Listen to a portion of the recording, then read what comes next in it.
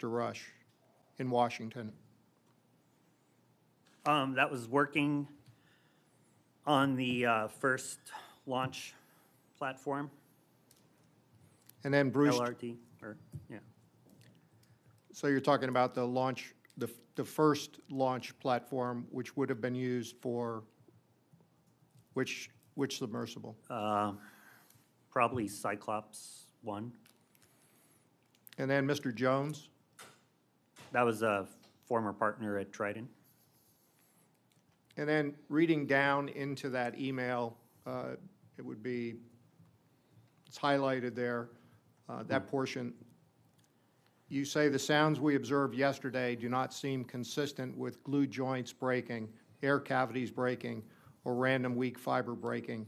What we heard, in my opinion, and I think after the discussion Joel and I had last night, I can say he shares this opinion, sounded like a flaw, defect in one area being acted on by the tremendous pressures and being crushed, damaged. From the intensity of the sound, the fact that they were never totally stopped at depth, and the fact that there were sounds at about 300 feet that indicated a relaxing of stored energy, would indicate there is an area of the hull that is breaking down, getting spongy. So you had mentioned you had thought you had identified a specific area of the hull where the sounds emanated from. Is that what you're speaking about here? Correct. And what area of the hull would that be? I remember it being low and towards the flange. And is the flange where the carbon fiber hull is mated to the titanium rings? Yes. At the time you made your dive, what was the interior of the submarine? Was there a liner that prevented a person? There was. You couldn't see the hull directly. Was it the forward dome, the forward being where the observation port was, or was it the after dome? I think towards the observation dome, but I can't remember. I can't remember for sure.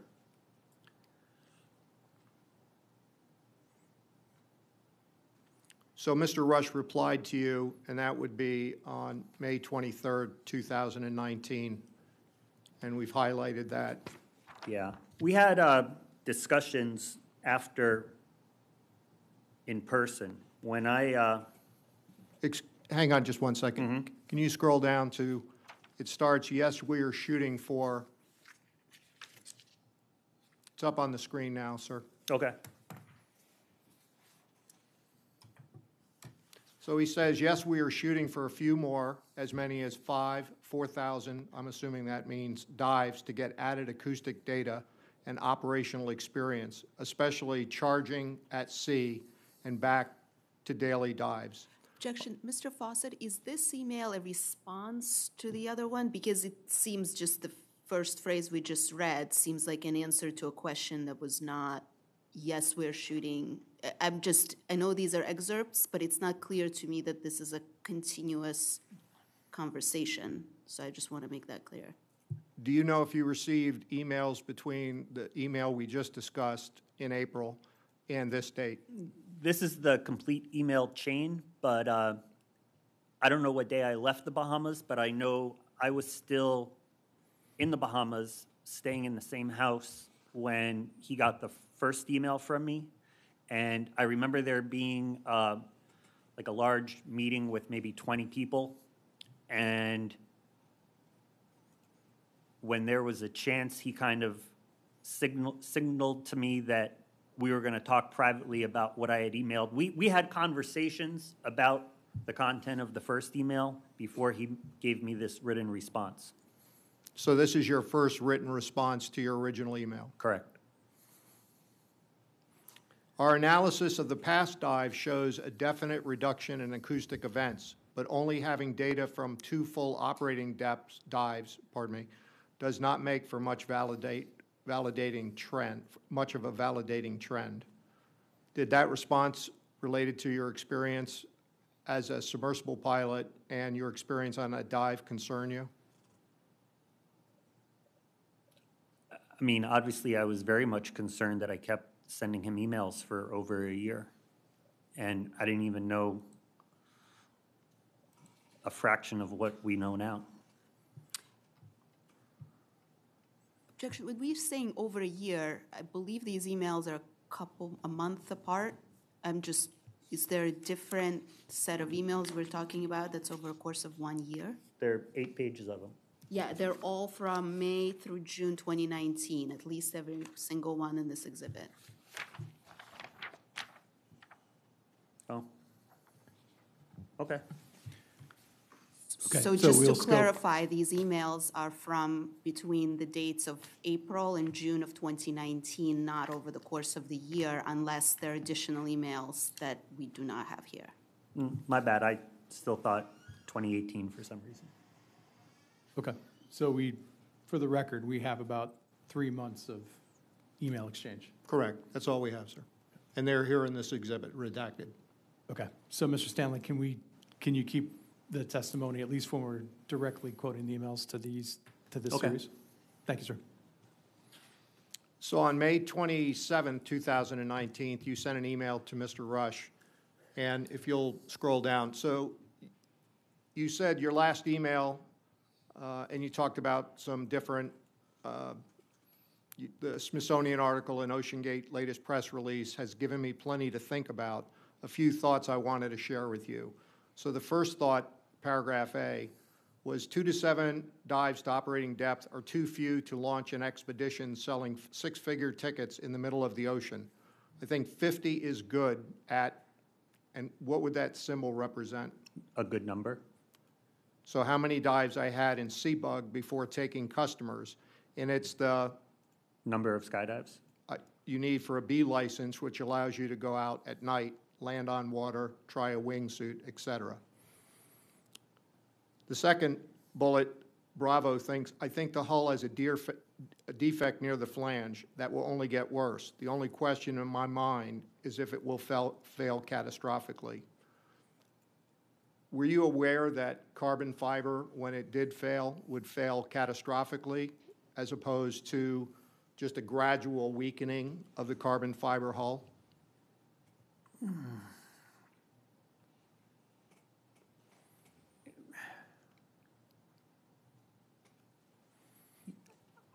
I don't know that enough, even in the hull that failed, from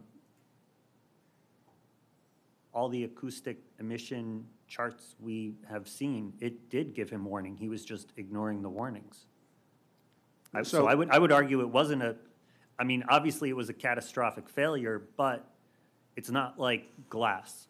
It gave him warning. He just chose to ignore it. But I'm speaking of at the time that you wrote this, did you understand that carbon fiber could fail catastrophically? Any failure of a pressure hull is catastrophic.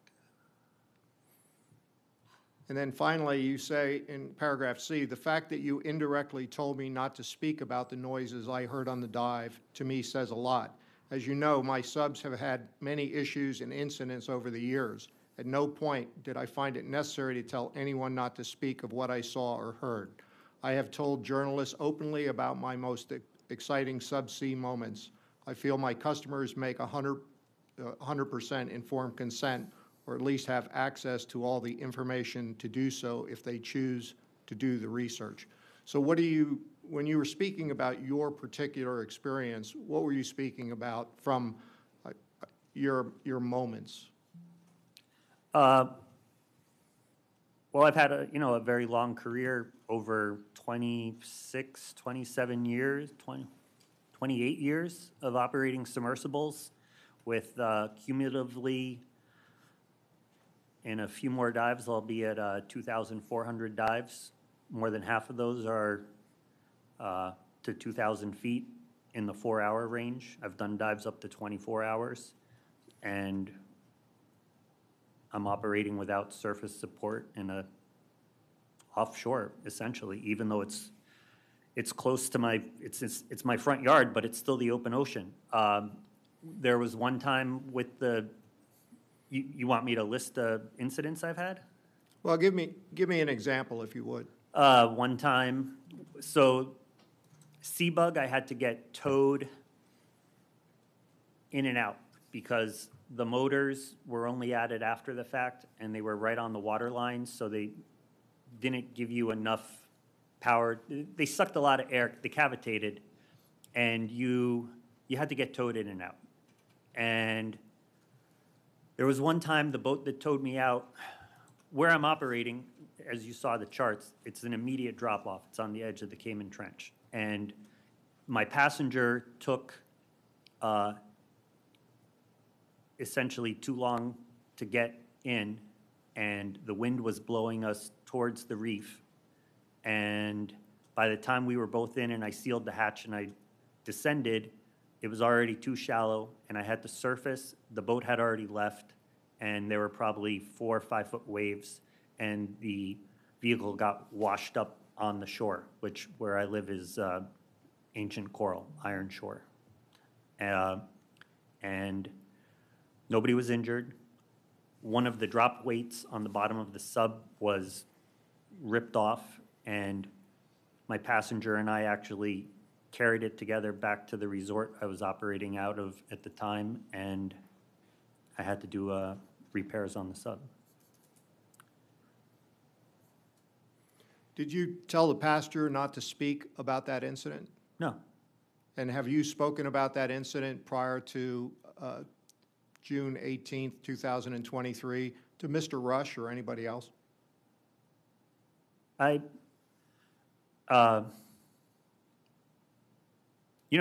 there was a resort full of people. It wasn't being tried to keep any kind of secret, but I'm not.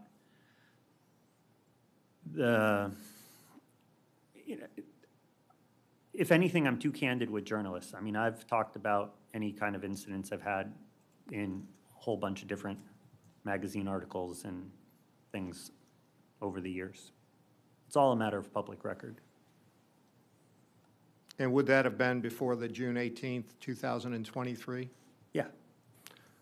So you sent an email to Mr. Rush, which is the next page, on June 2nd, 2019. The highlighted portion, throughout these hearings, we've talked about the experimental nature of the Titan. There's been testimony about the fact that it was experimental. So in this, he's giving you an example. The more relevant example would be the FAA requires only 25 hours of flight testing before passengers are taken in an experimental aircraft. Only one of these flights needs to be to a maximum dynamic pressure, the aviation equivalent of, I'm assuming that's maximum operating depth, but I'm not sure. I would assume so. The required hours can be logged in 10 flights or fewer, and this holds true for my composite airplane and others that use novel structures, material, and configurations. So my following questions relate to the term experimental and your knowledge of experimental, because you're engaging in this give and take. So the Federal Aviation Administration is the government agency that oversees flight aviation. And in the case of the Coast Guard, we oversee the maritime transportation system. So the FAA, under U.S. Code CFR 14 CFR 91.319, says that aircraft having experimental certificates operating limitations. The purpose: experimental aircraft can only be used for the purpose for which they were issued, such as education and personal use. Were you aware of that? I have not been involved in small aircraft that much. My experience was getting my B license skydiving, and that's what I was comparing his operating experience to, and I compared it to how much experience I felt personally was required to be comfortable with taking passengers with both of my vehicles. I would also note that I was in a meeting, I don't recall if Rush was there or not, but it was in the meeting in New Orleans of the underwater intervention, and there was basically a special meeting because of what OceanGate was doing. and they were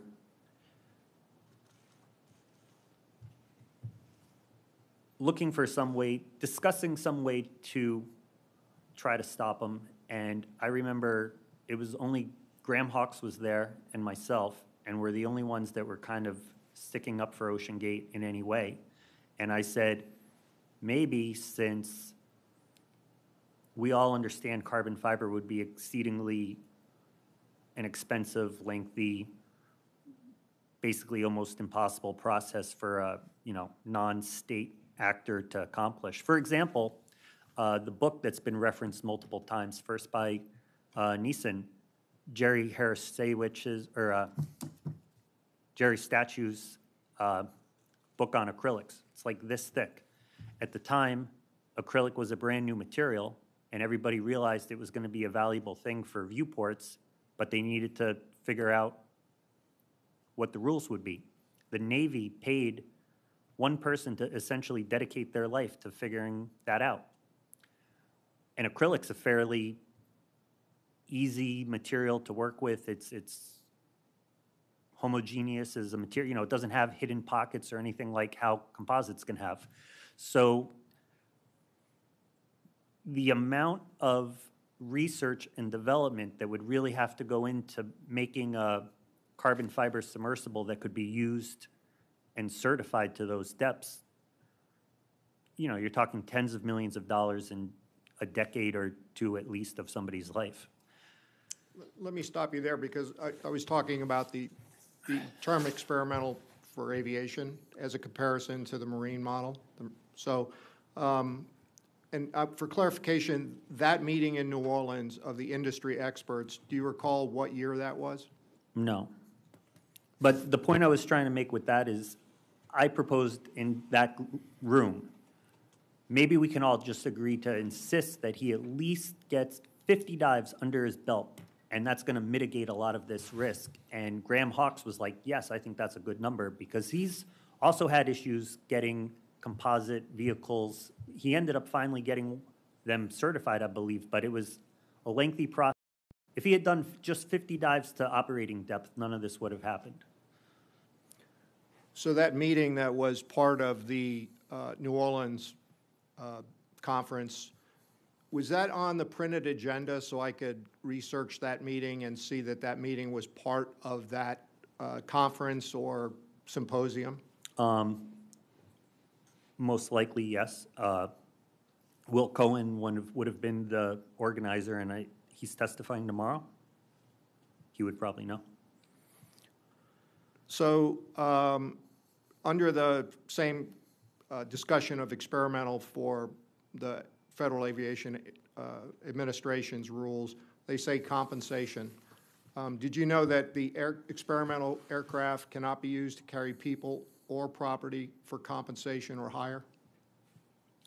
That sounds vaguely familiar, but again, I'm not that familiar with experimental aircraft. It further states it must be inspected by a certified repairman designated for light sport aircraft with a maintenance rating. Would you know that? I've never heard that, but that sounds like a good rule. Objection. Does Mr. Stanley have any basis to answer these questions? Yeah, Mr. Fawcett, he already said that he's not familiar with the experimental aircraft rules. So moving on, later in your email, you respond to Mr. Rush's comments regarding the FAA experimental aircraft, and you say on June 2nd, I would just like to note that even his own cited numbers for experimental aircraft numbers in terms of hours he wasn't even meeting those. But Mr. Stanley, I thought you said you weren't familiar with the Well, from experimental what aircraft. Stockton said in his email. Okay.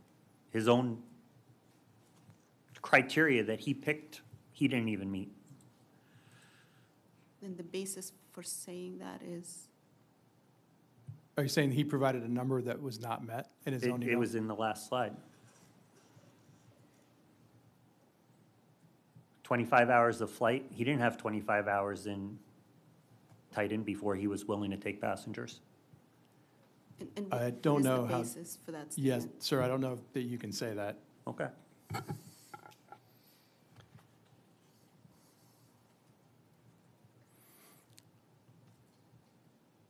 Did you have any subsequent conversations with Mr. Rush or anyone at Ocean Gate after this email chain regarding the safety of operations at Ocean Gate for Titan, excuse me?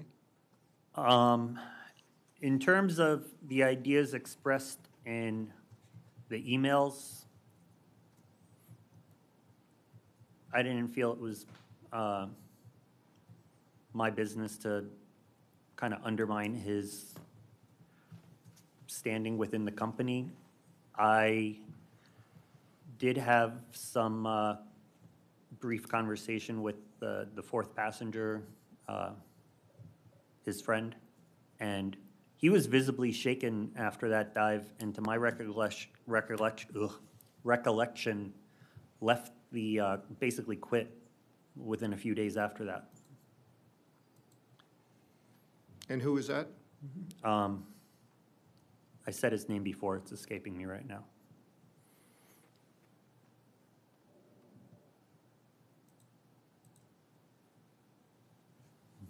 So in the June 3rd, Objection, Mr. Fawcett, before we move off, we're moving off these emails, I just wanted to clarify that this is not a complete chain, and in fact, there was an email from Mr. Rush to Mr. Stanley, to which that May 23rd email was a response to.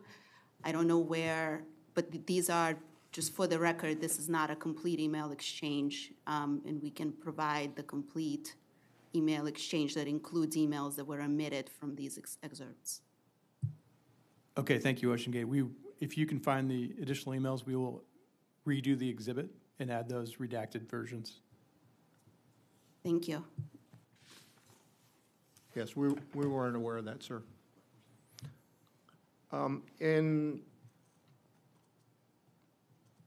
Well, wouldn't I be the one to have those emails? That was going to be my question, So what makes you think that they're missing emails here? because we have the full email chain and they're missing emails there.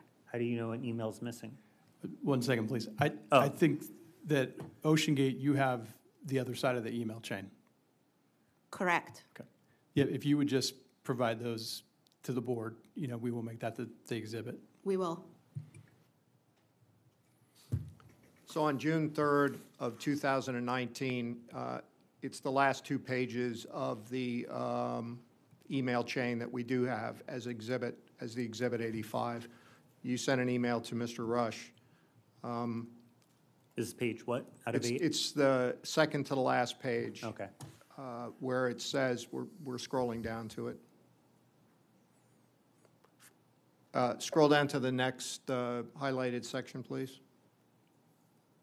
Yeah, so it starts, your statement that you will not take non-essential crew, clients, media, or clients or media in the sub until you're confident the hull is safe, to me is sort of a red flag. The definition of safe is free from risk, and then you have a link there to what appears to be a dictionary. Obviously, and as evidenced by your waiver, the endeavor you wish to undertake is full of risk. What we are talking about here is the risk management and what is an acceptable level of risk. So you included that in your response, and you felt, am I correct, that the idea that that there was a confidence in the submersible, that it was safe, because ultimately he did take personnel into it. Mm-hmm. So you were saying that based on your knowledge of what risk was, as you define here, that the submarine was not safe. Objection. Could we just I think we rephrase the need to question? rephrase that question. Sir, what did you mean by that? I mean, I was statement? advising him to gain more experience to mitigate risk. Thank you. I'm getting to my final questions here. So how did you become aware of the accident? Now we're talking about the accident that occurred on June 18, 2000.